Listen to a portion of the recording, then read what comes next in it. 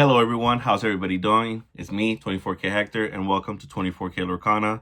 I'm here to give you guys another video on the podcast. Hopefully you guys checked it out. We were kind of going with the best cards in the new set, me and Caesar, and then it kind of just blinked. I don't know if you guys saw it, and I was like, wait, there's something there with the Mulan and the Alice. And we got to kind of cooking. So I kind of made a pretty rough draft. I made a solid list. And then the cookout themselves, we all kind of worked on it. They kind of gave me advice, Caesar, we kind of like got our inputs, this and there. They helped me refine the list, what to take out, what to put in. But we are very happy with this list. We think this list is very competitive, and we kind of just, I don't know if it's out there. I haven't really done much research about what people are building. But this, we believe it's a new deck that it's now on, it could be on the map and be really good and be really successful. But before that, make sure you guys hit that like, subscribe, all that good stuff. I've been posting more often. Hopefully you guys have realized it. And I still have 4 more deck profiles to post. So I still got 4 more, and then I have to do the 2s. We're going to do 2 more podcasts. So before the new set comes out, I should have like 4 deck profiles into podcast videos for you guys. So I'm gonna definitely be uploading more. So if you stuck around this much, even through my little been lagging phase, I appreciate you guys. And then hopefully you guys enjoy this deck profile. But yeah, green, blue, emerald, sapphire. As you guys know, I love sapphire, but for me to touch emerald cards, that's just not my cup of tea. But it was just really good for me to not give you guys this deck. Also, I am gonna update you guys on like my blue steel and my other ones, but this is something new and I wanted to put something out there. I'm not sure if it's out there yet, but I wanted to make sure that I give you guys the list that I think is really good. So you guys should probably see the list is going to be up here. Obviously the cards are not out yet, so it's going to have to just post it right here on the side. But I like this list. It's going to be 4 of everything. It naturally worked out that way. I'm not the guy that like forces myself to put 4 ofs, so it naturally just worked out that way. There was some things, honorable mentions, like in this deck, you can probably play Cell, Cell the Azurite Sea. It has some reasons to play Cell because we are playing 12 1-drops. So you can go 1-drop, Cell into another 1-drop. But through testing, we realized that our 2-drops are very valuable, that we kind of want to play on 2. And then we have good 3-drops, and then et cetera, et cetera. So like our curve, we don't fully need Cell, which is kind of why I got cut. But yeah, it was a very solid deck. It's gonna be playing 12 Uninkables. It has 12 ward characters, and that's perfect because literally 12 is my favorite number, so it just happened to work out that way as well. But let's talk about the cards and kind of what we decided to do with this deck. We are playing 4 Merfolk, pretty straightforward aggro card, right? We are playing 4 Basil, I don't know what it is, I get corrected every time, Basil, whatever it is. We're playing 4 of that. We are playing 4 Nick Wild. Nick Wild, as you guys know, I played it in the Blue Yellow Detectives. I've been playing that card in Steel. I just like that card a lot. But this specific one is really good because if you guys see, and I'll talk about it a little bit as we get there, there's an Alice card in our deck. I guess I could just talk about it now. The Alice on play gives everyone in the deck support. Everyone that's on play. Okay. So now your Nick Wild automatically becomes a 3/2. That's good for 2 things. 1, it can contest and challenge better. But now 2, it can quest and give its 3 strength that it gained from my other characters having support. Now the 3 strength could be gained and give it to the Mulan. The Mulan can now quest for more. And then the Alice, the Mulan, when she quests and gives more lore, now Alice can gain that. And then Alice can quest for 5. Now, what is the Mulan that I'm talking about? Well, the Mulan that kind of leads us to our 2-drops. So Mulan is pretty much a new card. She's a 1/4 inkable. For every strength that she has, she gains that much lore. Up to 6. In this deck, when we play Alice and everything gains support, it is not hard to get her to quest for 4, get her to quest for 5. And she is a 1/4 2-drop. So it's a very strong 2-drop. This is kind of going to be a good way to like kind of just hyper aggro our way, but still play tempo and kind of play on curve. We have another one that's the Anna. She's also a 1/4, but she is locked in and questing for 2. Now, she is a quester for 1, but she's going to quest for 2 because we have so many heroes in this deck. Almost this whole deck is heroes. And whenever we have heroes, she quests for 2. So we have two two powerful 2-drops in Mulan and Anna. We are also playing the Banzai. Why are we playing Banzai? I also don't know if I said that name correctly. We're playing the Banzai because she is a 3 strength. Why do we need 3 strength?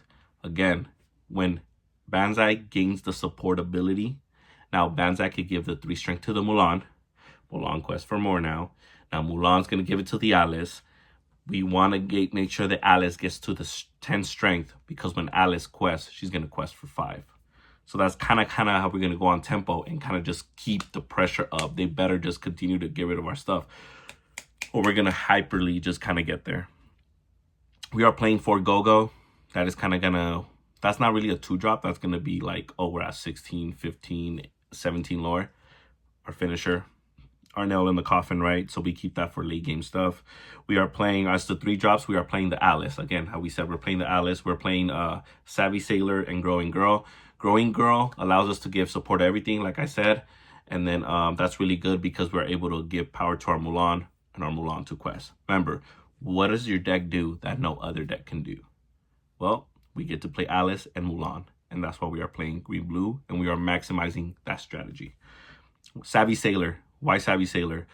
As you guys know, in Blue Steel, I was playing Anna with the Alice, and that's really strong card because when you play the Alice, now Anna gain quest for 2.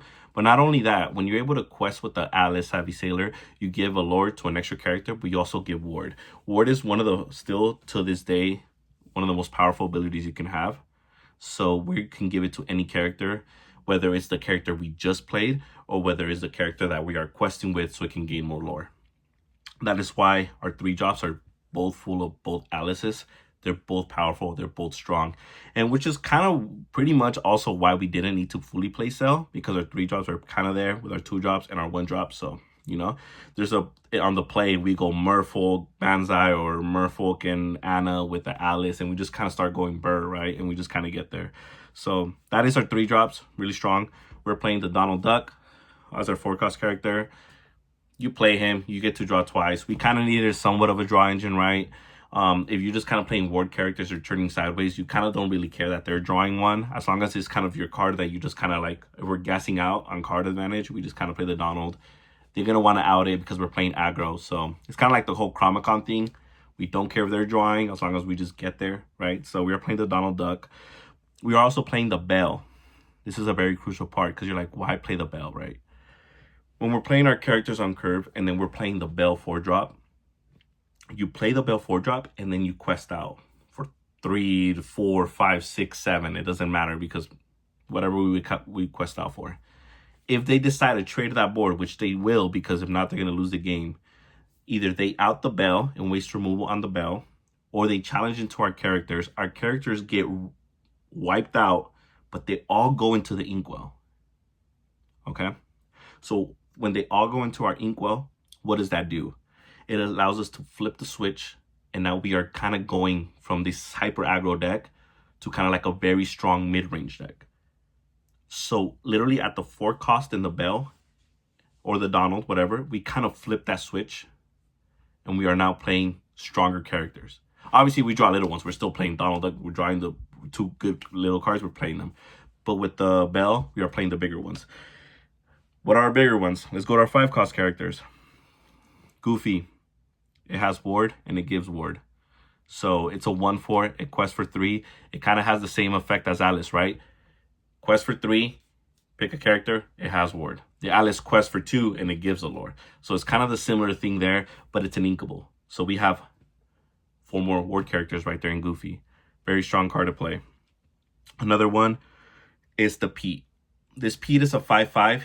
He's not as explosive, but he's still kind of a threat because whenever they give us that much ink, we're able to keep dropping characters. But the Pete allows us to dig for more cards. So you boost 1, it becomes a draw 1. You boost again, now you get to pick from 2. You boost again, you get to pick from 3. And when you're able to pick in this deck the specific cards that we want, like a late game go-go, that can be very powerful. So we do, kind of when we flip that switch, we have the ability to play cards like Pete. We're playing Scuttle. This was kind of like a last minute addition.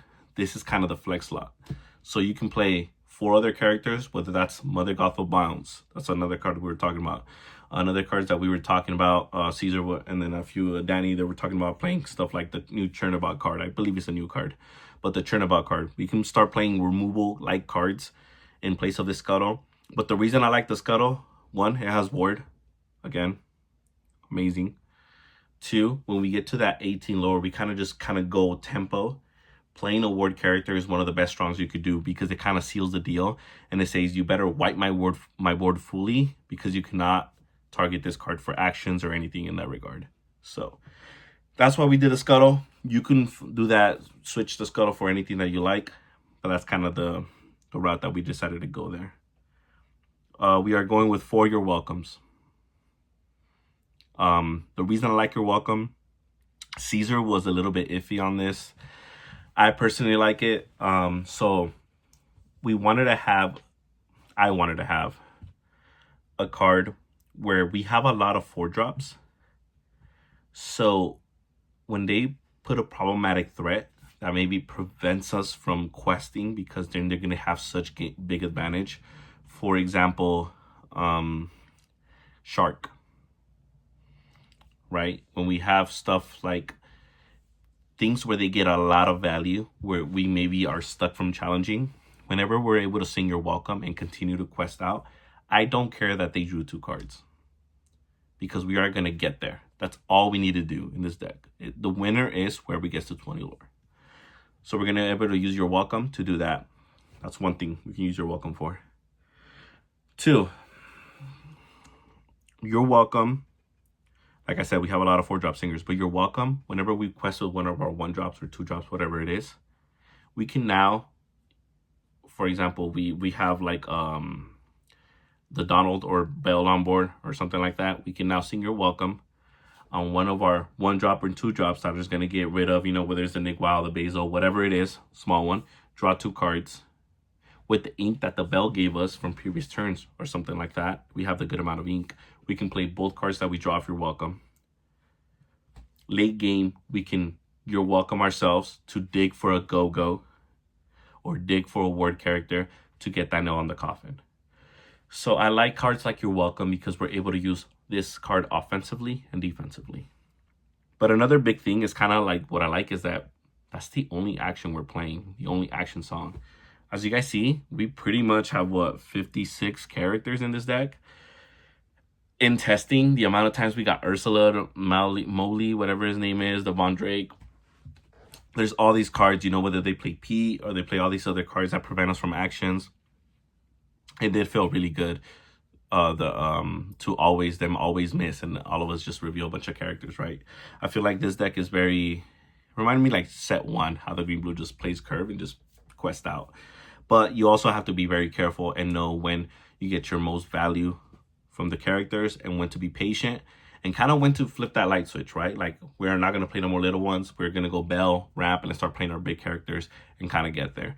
But I do like how this deck has the ability to fight back, as it has 3 strength from the Nick Wild. It has 3 strength from the Banzai. It has stuff like the Scuttle. It has stuff like the Pete. So it does have very strong potential of strength to fight back. It has Your Welcome. But you can also cut the Scuttles and you can add more removal. You can add, like we said, the Mother Gotho, the Chernobog, and stuff like that and make the deck just even more powerful.